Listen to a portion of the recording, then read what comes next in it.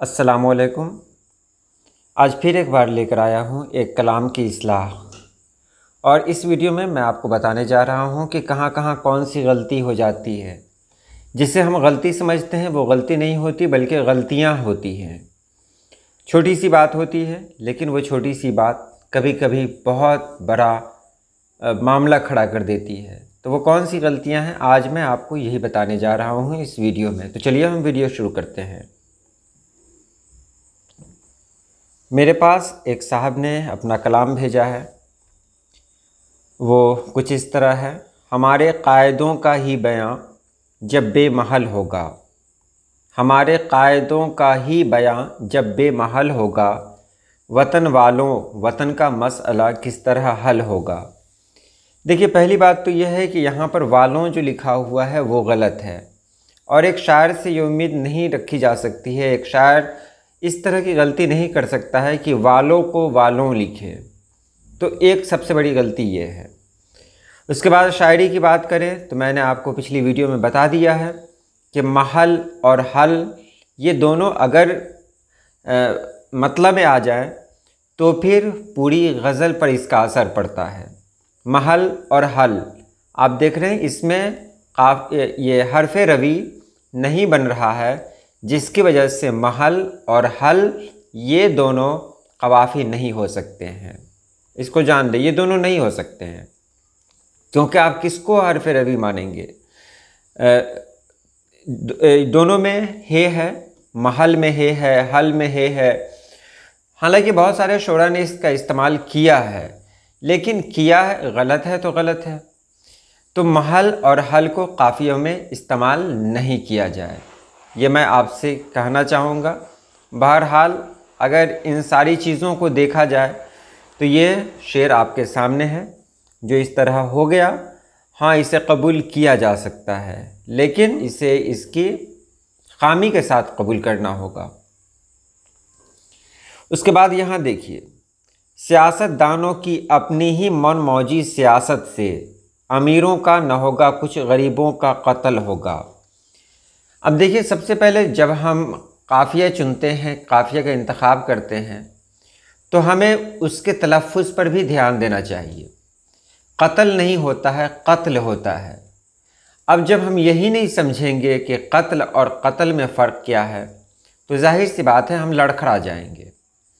तो हमें ये समझना होगा कि कौन सा काफ़िया हम ले रहे हैं और इसका तलफ़्फ़ुज़ क्या है।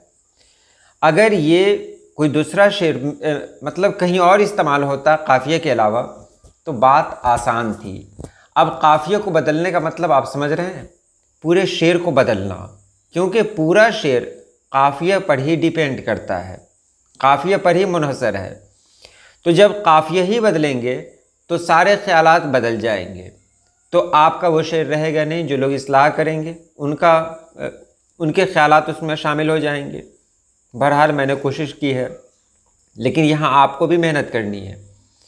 हर एक इंसान की मफ़ऊल पेशानी पे बल होगा। अब इस मफ़ऊल में मैं आपसे गुजारिश कर रहा हूँ और आप कौन सा लफ्ज़ इस्तेमाल कर सकते हैं। आप समझिए कि इसको, ये मैंने एक मिसरा दिया है, हर एक इंसान की मफ़ऊल पेशानी पे बल होगा। ये मैं सिर्फ आपको जानने के लिए मैं इतना छोड़ रहा हूँ, नहीं तो इसको मैं इस्तेमाल कर सकता था। आप पढ़ते हैं, देखते हैं, बहुत खुशी की बात है।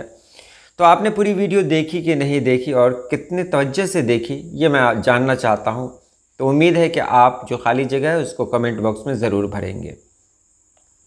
तो यहाँ हमने समझा कत्ल का इस्तेमाल नहीं हो सकता है, कत्ल नहीं होता है, कत्ल होता है। उसके बाद यहाँ जो शेर आया है वो शेर देखें।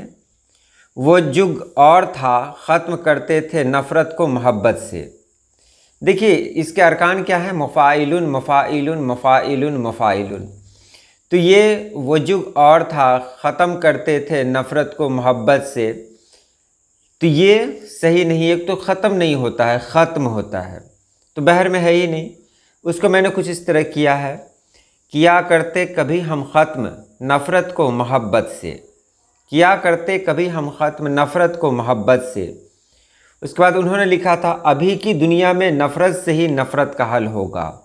इसको मैंने कुछ इस तरह बदला है, मगर इस दौर में नफ़रत से ही नफ़रत का हल होगा। मैंने जो किया है इसको कुछ इस तरह, किया करते कभी हम ख़त्म नफ़रत को मोहब्बत से, मगर इस दौर में नफ़रत से ही नफ़रत का हल होगा। चलिए उसके बाद यहाँ पर देखें, अभी गर्दन हमारी है। अब यहाँ पर सरोही है या सर वही है, मुझे समझ में नहीं आ रहा है। अभी गर्दन हमारी है, सरोही उनके हाथों में। तो इसको अगर सरवही आपने इस्तेमाल किया है तो इसको बस थोड़ा सा तब्दील कर देंगे कि अभी गर्दन हमारी है मगर सर उनके हाथों में, मगर सर उनके हाथों में, बस इतना ही। अभी गर्दन हमारी है मगर सर उनके हाथों में, यकीनन बदलेंगे हालात फिर रद्दो बदल होगा। चलिए उसके बाद यहाँ देखिए, वो दिन नज़दीक है दुनिया ये मंज़र भी देखेगी। वो दिन नज़दीक है दुनिया ये मंज़र भी देखेगी, और नीचे है उमर मसनद पे बैठेंगे जहांगीरी अदल होगा। आप नीचे में देख सकते हैं मसनद गलत लिखा हुआ है, मसनद सीन से होता है, यहाँ साद से लिखा गया, और फिर यहाँ पर अदल को अदल लिखा गया। मैंने कहा कि वो लफ्ज़ जो बीच में आते हों, जो काफ़िया ना हो, तो उसकी इस्लाह हो सकती है, लेकिन अगर आप काफ़िया ही गलत इस्तेमाल करेंगे तो पूरा शेर तो काफ़िया पर होता है। तो काफ़िया ही जब आपने गलत इस्तेमाल कर दिया तो अब इसको बदलने के लिए जाहिर सी बात है ये अदल, ये काफ़िया है ही नहीं, तो एक नया काफ़िया लाना पड़ेगा। नया काफ़िया क्या होगा? कल होगा, पल होगा, बहुत सारे कवाफ़ी हैं इसके। कल, आज कल आपने उसका इस्तेमाल ही नहीं किया। आज कल होगा, पल होगा, कल होगा, अटल होगा यानी फ़ैसला अटल होगा। तो बहुत सारे कवाफ़ी हैं, वहाँ पर आपने अदल का इस्तेमाल किया है।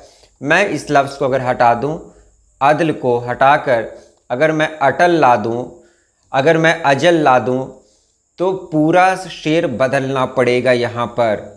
तो ये शेर आपका नहीं होगा, ये शेर उसका हो जाएगा जो इस्लाह करेगा। तो यहाँ कहीं ना कहीं बेईमानी हो जाएगी। तो अगर आप कवाफ़ी इस्तेमाल करते हैं तो शेर आपका रहता है, लेकिन कवाफ़ी इस्तेमाल नहीं करते हैं तो ज़्यादातर उम्मीद है कि वह शेर आपका नहीं रहेगा। तो इन बातों का ख्याल रखें, काफ़िया पर ख़ास तौर से तवज्जो दें। जब आप काफ़िया का इस्तेमाल कर रहे हैं, काफ़िया आपने मुंतखब कर लिया है, तो उसे एक जगह नोट कर लें। पहले कवाफ़ी की एक लिस्ट बनाएं और उस लिस्ट में कम से कम 20-25 कवाफ़ी हों, तब उसमें आप हाथ लगाइए। और उसके बाद हाँ, कवाफ़ी भी किस तरह के हों? जो राइज हों। ऐसा नहीं कि आप ऐसे अल्फाज को उठा के ला रहे हैं जो इस दौर में राइज नहीं है या जिसे समझने के लिए लुग़त की ज़रूरत है। जो राइज हों, याद रखें, वही शेर मकबूल होता है जो शेर लोगों की समझ में आता है। तो 20-25 लें और उसमें 10-15 कवाफ़ी का इस्तेमाल करें। 10-15 तो नहीं, 10 कवाफ़ी का इस्तेमाल करें, एक अच्छी गज़ल आपकी हो जाएगी। और कवाफ़ी के लिए आप लुग़त ज़रूर देखें कि उसका तलफ़्फ़ुज़ क्या है। उम्मीद है आपने समझ लिया होगा। तो आज के लिए इतना ही। अल्लाह पाक आप सभी लोगों को खुश रखे, आबाद रखे। अल्लाह हाफिज़। तो अब मैं आपको यही कहूँगा, अगर वाकई आपके अंदर शायरी की समझ है तो गुनगुनाना शुरू करें, गाना शुरू करें। अगर आप गाकर बहर का अंदाज़ा लगा लेते हैं, आपको ये नहीं जानना है कौन सी बहर है, ये नहीं जानना है कौन सा रुकन है, आप गाएं और बिल्कुल उसी तरह फिर दूसरा मिसरा भी गाएं और फिर उसमें लफ्ज़ों को सेट करें, तो आपका एक शेर हो गया। और गाने का तर्ज वही रहे, फिर आप गाना शुरू कर दें।